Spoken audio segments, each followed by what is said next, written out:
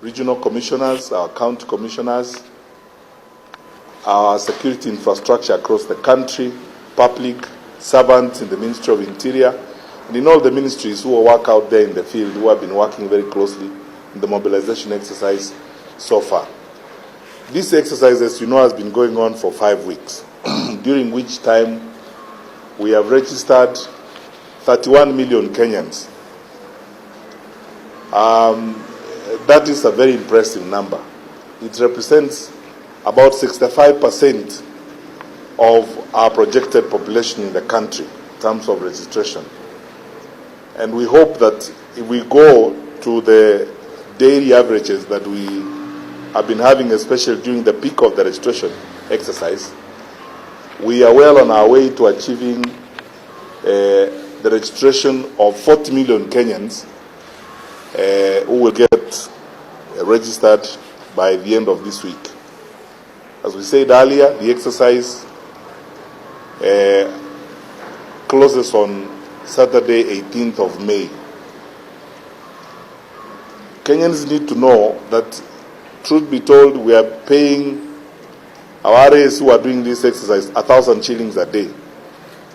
And every time, if we lose a day or we extend by a day, it means we are going to spend a little more money to do the exercise. But our plan is that this closes by Saturday, 18th of May. This week, we began another phase of registration that addresses Kenyans in the diaspora. We have distributed a total of 154 KIMS kits in 54 missions around the world. We started active registration, as you saw, in various parts of the world. And from all reports we are receiving from our missions abroad is that that exercise is going well.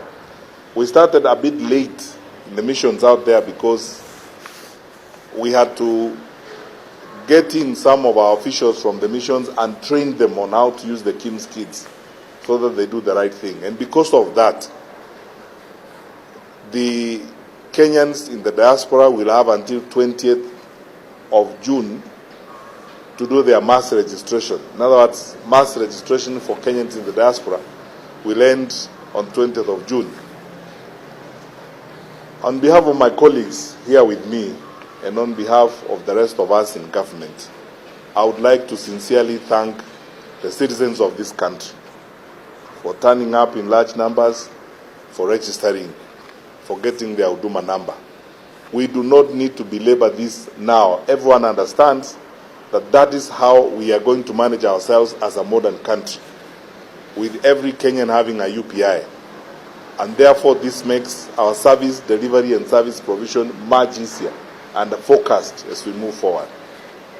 So, we hope, therefore, that now that everyone understands that this exercise is coming to an end on Saturday, May 18th, I would like to urge all Kenyans to turn out in large numbers. Finally, this morning, the Interministerial Committee has decided that because this is the last week and we want to give everyone an opportunity to do their registration, we are now going to operate between 6 a.m. and 6 p.m. across the country this week. At some point, the President had directed us that we start at 6 in urban areas, and we started opening registration centers at 6 a.m. in Nairobi, Kisumu, Eldoret, Nakuru, Mombasa, Nyeri, and some other places. But now,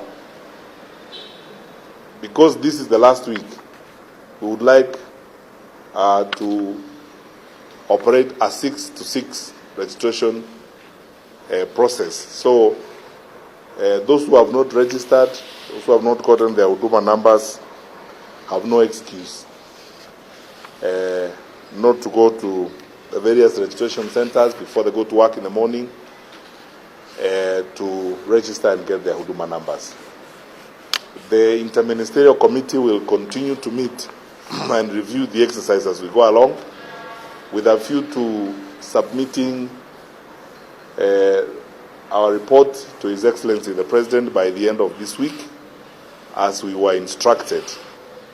But the exercise has gone on very smoothly, and you can see from the numbers that the response has been positive, very encouraging, and we can say, as responsible public servants, that we have spent our time and resources responsibly to ensure that Kenyans get their Huduma number.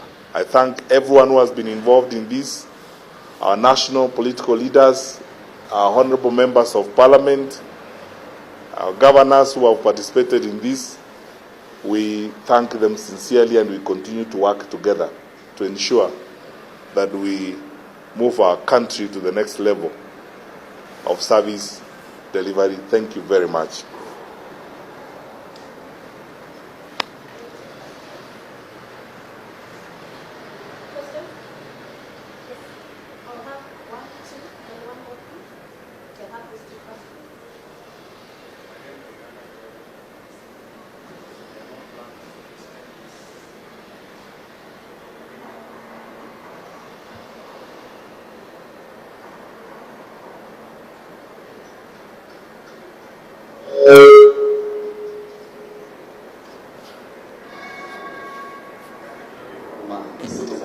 So there are no plans to extend this registration?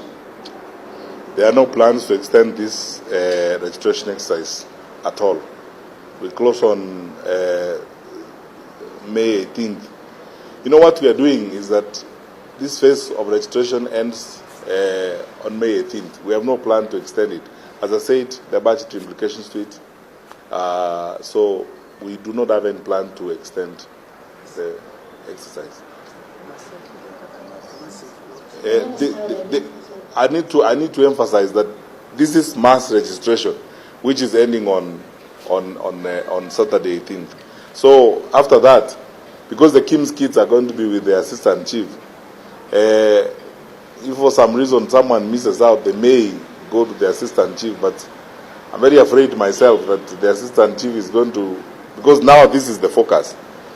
After that, there are many other things that the assistant chief will focus on. So you'll have to go and look for the assistant chief at some point, figure out whether he has enough time to deal with you at that time. But every Kenyan should be advised to take advantage of the mass registration period right now. Next. My name is Caroline from KTN. I still want to know, is it mandatory, and what are the consequences for those who do not register for Huduma number? You know, we face this question all the time.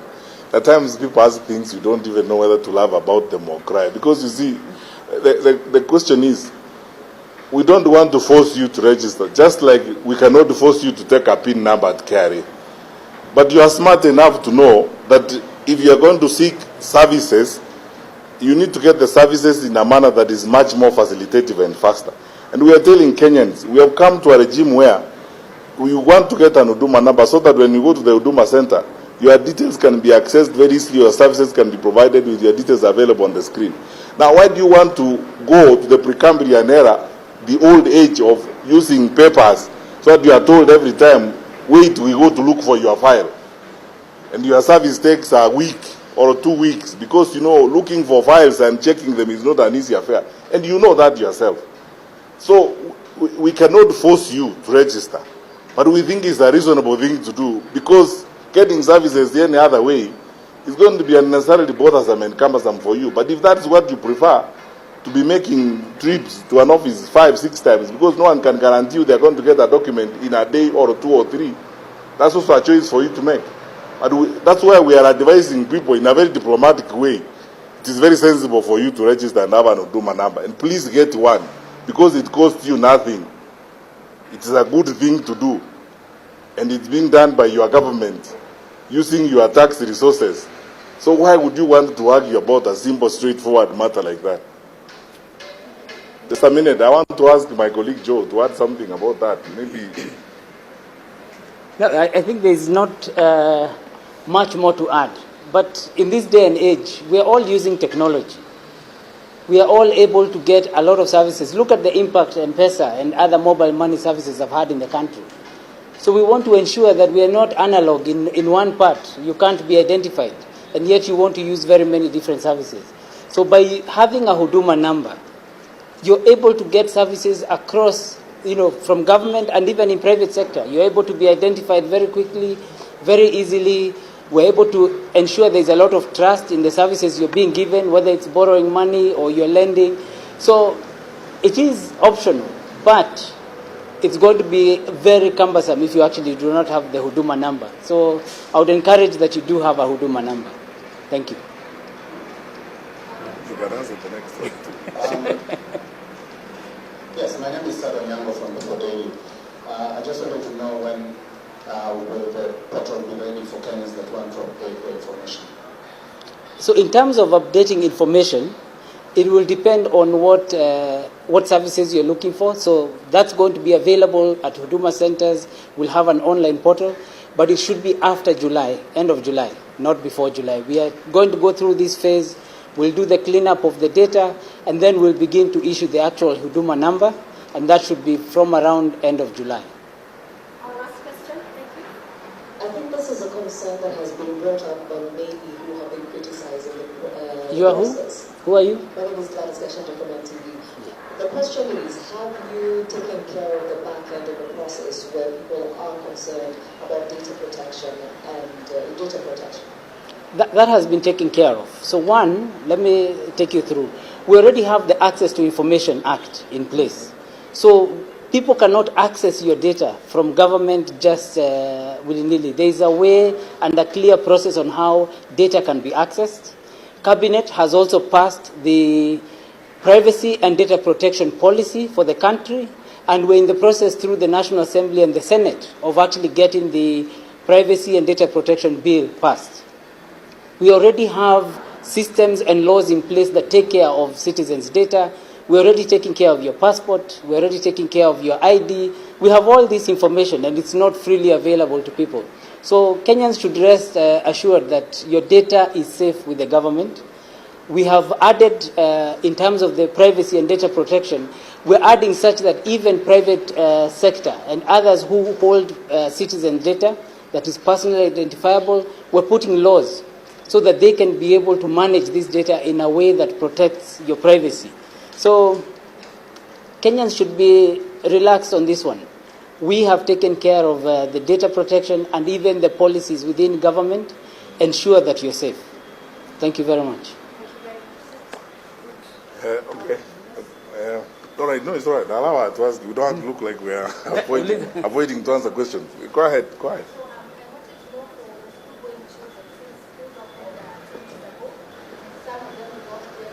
For the school-going children, some do not get an opportunity to register. What happens to them? There will be an opportunity to register. Do you want to respond? Huh? I think there will be an opportunity to register all the time. registering them actually in schools. We are registering in schools. We're already in schools, eh? Yeah, we are already in schools and we have extended the time. So that should be able to capture those who were not assisted before. So can I ask, I have a question outside the Huduma number. No. I'll make arrangements for that. Not today. Thank you very much. It's a tough lady.